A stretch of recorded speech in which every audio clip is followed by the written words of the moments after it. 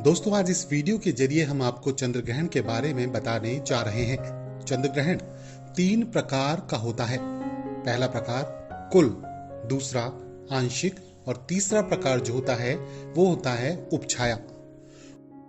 उपछाया ग्रहण का सूतक नहीं माना जाता है। अब बात करते हैं चंद्र ग्रहण आखिरकार होता क्या है।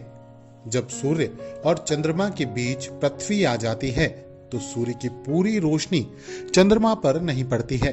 इसे चंद्र ग्रहण कहा जाता है। जब सूर्य, पृथ्वी और चंद्रमा एक सरल रेखा में होते हैं तो चंद्र ग्रहण की स्थिति बनती है। चंद्र ग्रहण हमेशा ही पूर्णिमा की रात में ही होता है। एक साल में अधिकतम 3 बार पृथ्वी के उपछाया से चंद्रमा गुजरता है, तभी चंद्र ग्रहण लगता है। अब बात करते हैं चंद्र ग्रहण क्यों होता है। आपको बता दें, चंद्र ग्रहण एक खगोलीय स्थिति है। जब पृथ्वी सूर्य और चंद्रमा के बीच में आ जाती है और जब चंद्रमा धरती की छाया से निकलता है तो चंद्र ग्रहण पड़ता है।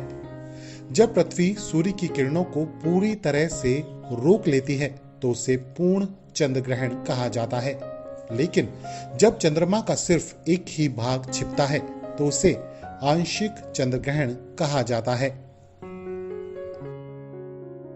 जब पृथ्वी सूर्य की किरणों को पूरी तरह से रोक लेती है तो उसे पूर्ण चंद्र ग्रहण कहा जाता है। लेकिन जब चंद्रमा का सिर्फ एक भाग ही छिपता है तो उसे आंशिक चंद्र ग्रहण कहा जाता है।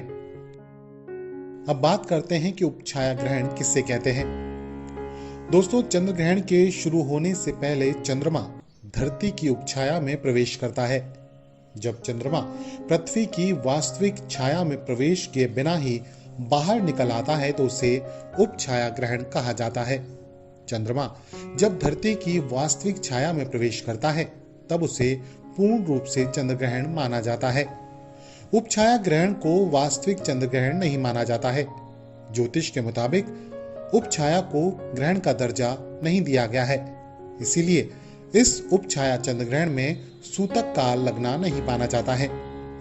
अब आपको बताते हैं कि चंद्र ग्रहण के दौरान की क्या क्या मान्यताएं हमारे सामने हैं। दोस्तों, कहा जाता है कि ग्रहण के दौरान नकारात्मक शक्तियों का प्रभाव ज्यादा रहता है, इसीलिए हमेशा इस दौरान ईश्वर का ध्यान करना चाहिए। एक मान्यता यह भी है कि गर्भवती महिलाओं को इस दौरान कोई भी काम नहीं करना चाहिए।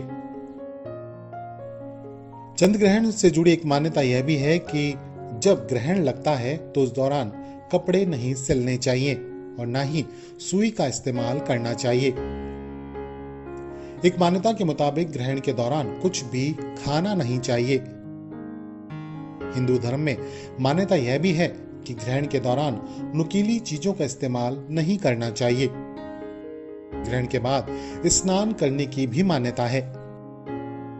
इसके साथ ही ग्रहण के दौरान खाना खाने और पकाने के लिए भी मना किया जाता है।